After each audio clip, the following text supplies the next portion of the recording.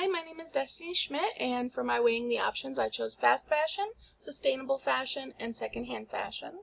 So getting into it, I think clothing is important because it can show our status symbol and our wealth. We use it to express how trendy we are. We express our emotions and our identity through our clothing, as well as our religious and cultural belonging. So clothing, we want it, we need it.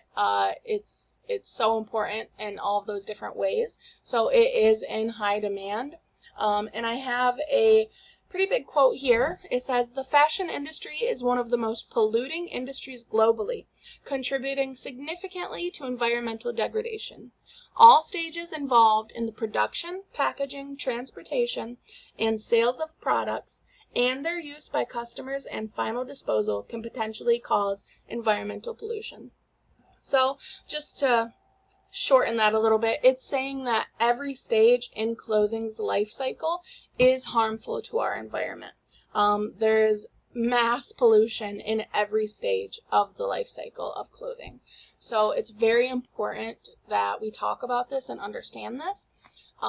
So this this picture I have here, it shows the use of natural resources, comparing from 2015 to 2025. So just for the fashion industry alone, we used 141 billion cubic meters of water in 2015 and increased that to 170 billion over 10 years. And then with land, we were using 38 million hectares in 2015, and that was also increased to 41 million hectares over those 10 years. So it is getting worse progressively. So that's why it's important to talk about. And here we're just going to go over what fast fashion is. It is a clothing business model. Some characteristics include being mass produced, focus on affordability, cheap materials, low labor cost, and constant trendy items. So this graph here and the list below it, I am just showing some brand examples. We all know Shein, Fashion Nova, Target, Old Navy. I thought this was really interesting because I didn't expect Target or Old Navy or even Forever 21, H&M to be a part of fast fashion. I just thought it was the online Amazon, Shein, things like that. But no, your Walmart, your Kohl's, all that is considered fast fashion. So majority of where we get our clothing from is fast fashion. Sustainable fast fashion. This is going to be anything that is made with the consideration of human and environmental needs. So we focus on the 6 R's. It is reduce, refuse, rewear and reuse, rethink, repair, recycle, and resell. So just being conscious of where our clothing is going, how it's made. Let me turn my phone off, I'm sorry. And what happens after we use our clothes, just the entire life cycle, being conscious. And some brand examples of this are Patagonia, Pangea, Cotton, and Eileen Fisher. A little lesser known in my opinion, but yeah. Secondhand fashion, this is going to be our pre-loved or pre-owned, anything that has been used by more than one person. So we know this as thrift stores, consignment, charity. There's also, I find this extremely interesting, and I'm glad I learned about this, brand-owned resale. So Patagonia, that is a pretty popular brand. They actually have a, I don't know what to call it, but a brand within their brand called Wornwear, and that is where they take in clothing from old customers, they fix it however they need to, and then they sell it again at a discounted price. So it is that second hand with some fixer-upper. I think that's really, really interesting. I wish, all companies could do that because that's so exciting to hear about. Eileen Fisher also does it with their brand Renew. And then here I just have a graph. This is from Patagonia's Wornwear, and it's showing their greenhouse gas emissions and for the fiscal year of 2025. This is just them showing, being honest and being upfront about how each stage of the life cycle of clothing does produce these greenhouse gases and how it is unfriendly to our environment, and how they are working to combat this with their worn wear. So really interesting stuff. We're going to get into the comparing pros and cons. So for fast fashion, some pros are, of course, you can get any style, any color, super quick at low, affordable prices. Sounds great, right? And of course, it's a great success for fashion and textile businesses. Huge $150.82 billion industry, and it has grown by 10.74% from 2024, estimated to reach 291.1 billion by 2032. So I have a graph here just showing the insane increase in the fast fashion market over the years, as well as some predictions for, well, at the time it was 2025, but being in 2026 now and for 2027. So some cons, the fashion industry contributes 2 to 8% of global greenhouse gas emissions. Polyester releases microplastics. Wet treatment leads to emissions in water and air. I have a quote here. In 2015, the industry emitted 1,715 million tons of carbon dioxide, and they project a significant increase to 2,791 million tons by 2030. So you can just tell it is increasing. It's not getting any better. Textile waste as well. In 2015, 92 million tons of textile waste were dumped globally, and projections suggest 148 million tons will be in landfills by 2030. When you really get to think about it, it's just some really sad statistics. Sustainable fashion. So some pros: premium fibers designed to withstand 50 to 100 plus washes.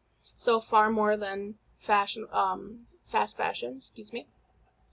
And they use circular business models. So they ensure clothing is not being they ensure clothing is being used productively in each stage of the life cycle and not just thrown away to go into landfills. They will do clothing repairs, recycle the fabrics, and of course businesses profit off of this. Some cons to mention: we don't really know where we get our recycled clothing. It is assumed that most recycled polyester actually comes from plastic bottles rather than old clothes. So that's up in the air, unfortunately, and it's just not common. This is maybe a lesser con because we could learn about it now, which is kind of what I'm trying to do here.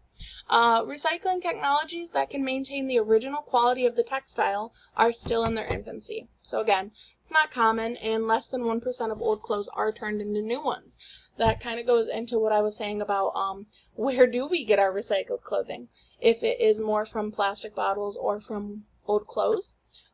Just important to keep in mind, right? So secondhand, some pros and cons. It conserves our natural resources more than the other options. It prevents textile waste in landfills. And research shows clothing reuse is potentially more beneficial than recycling. Cons: it's found to justify a higher clothing consumption. This is so true. I've experienced this firsthand. This quote here: secondhand consumers also exhibit high overall consumption and short garment retention. So, I have this cartoon here, kind of unrelated to the cons, but she says, "I don't even want to tell you how much I paid for this. It's $8 at the thrift shop." Yeah, so it's just, I think it's important to talk about the justifying higher clothing consumption, because I feel like we do see this often. You can buy 20 items at the thrift shop and only spend $30, or you find yourself buying 2 items at a clothing shop for $50. And so we'll buy more and buy more until our closets are full and we have nowhere to put them, and then we just toss them because there's nowhere to put all of our items. So sure, we're saving money, but we're really hurting the environment. Yeah. So I think consumer awareness is an important thing to talk about. All right, hi, I'm sorry about that. I know you didn't notice a difference, but I did have to pause my recording. So, getting back into it, consumer awareness, green perceived value and quality. This is important because if a customer believes that the product or the good or service is environmentally friendly, we are more likely to buy it. It increases our attitude towards the product and the business itself. So, I have here a quote, green perceived value significantly affects environmental attitude and product attitude. I do have a graph here that goes along with that quote. It just explains the relationship between our green perceived value and quality and our environmental attitude and our intentions with our purchases. So important when we're thinking about fashion and clothing. Consumer perception. There are primary users, primary conscious users, and secondhand users. So the primary users, they buy an item, they wear it for a while, and then they throw it away. Primary conscious user will buy an item, use it for a little while, and then make it available for reuse. So giving it to a thrift store, giving it secondhand to family member, what have you. Secondhand users reduce the global warming potential by 3 times compared to average primary users, and we can see that in this bottom right hand graph here. Just the number of uses, like for a dress, and the related CO2 global warming potential, of a primary user, primary conscious user, and a secondhand user. Of course, the secondhand user does reduce that global warming potential. And then, so for my final thoughts, I think sustainable and secondhand are both very strong choices. However, considering secondhand clothing promotes higher consumption and lower retention, we're buying all these clothes, don't know what to do with them, they're filling our closet, and we throw them away. Considering that, I do believe that sustainable clothing is the best option. So over here, I put a little graphic, a cute little sweatshirt with some flowers, just saying sustainable fashion to really double down. I think that that is the best option here. Aside from that, it's always important for us to limit our wardrobe, have a good understanding of what's going into our clothing, partake in conscious shopping, and adopt the 4 R's of sustainability that I had mentioned in the previous slide, a few previous ago, and buy from retailers with circular business models. So the Patagonia Worn Wear, the Eileen Fisher, those are really great options. And yeah, so thank you for watching. Here's my source slated, and I have 2 of them. So bye.